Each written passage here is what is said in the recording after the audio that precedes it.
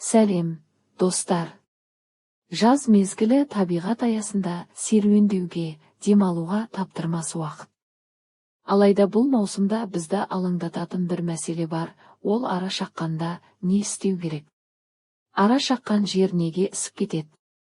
Бұл қауіпті ме? Бүгін осы сұрақтарға жауап береміз.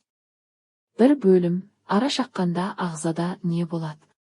Ара шаққан кезде оның шаншымы теріге еніп уын жібереді.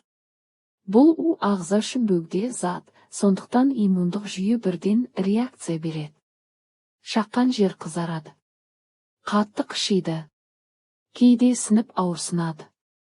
Бұл қалыпты реакция. Бірақ кей адамдарда аллергиялық әсер өте қатты болуы мүмкін. Ол жағдайда дереу медициналық көмек қажет. Екі бөлім, ара шаққанда не істеу керек? Ара шаққан кезде төмендегі әрекеттерді орындаңыз. Бір шаншымды тез шығару керек, бірақ оны қысқышпен емес, тырнақпен немесе карта сияқты тегіс затпен сырып алыңыз. 2 су компресс қойыңыз, бұл ісікті басады және ауырсынуды азайтады. 3 шаққан жерді сабынды сумен жуыңыз, бұл инфекцияның алдын алады. 4 қышуға қарсы крем, мысалы гидрокортизон, немесе антигистаминді дәрі, мысалы супрастин, қолдануға болады. 3 бөлім, ісік пайда болса не істеу керек? Ара шаққаннан кейін ісіну, бұл уға деген табиғи реакция.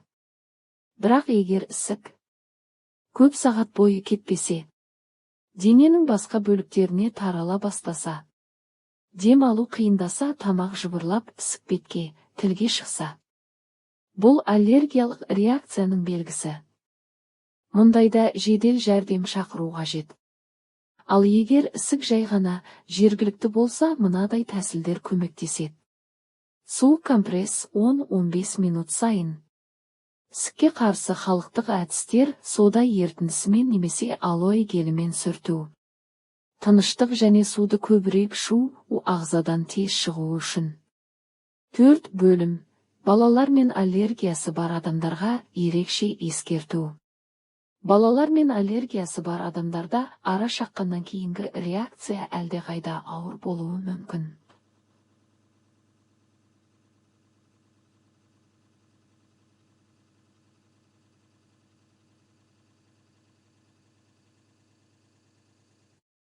Сондықтан олар үшін арнайы антигистамин дәрілері сөмкеде жүргені абзал. Ең қауіптісі анафилактикалық шок, ол бірнеше минут ішінде дамуы мүмкін. Бұл жағдайда тек дәрігер көмектесе алады. 5 бөлім, қорытынды және алдын алу. Ара шаққанда сабырлы болу ең маңыздысы. Алдын алу үшін ашық түсті, жеңіл киім киіңіз. Тәтті иіс шығаратын парфюмдерді көп қолданбаңыз. Табиғат аясында ашық тәтті тағам қалдырмаңыз. Балаларға абай болуды түсіндіріңіз. Егер бұл видео сізге пайдалы болса, лайк басып арнаға жазылыңыз. Комментарийде сізді не шаққанын жазыңызшы, арама, масама. Келесі кездескенше. Егер ақпарат пайдалы болса, арнаға жазылып, жақындарыңызбен осы видеоны бөлісуді ұмытпаңыздар.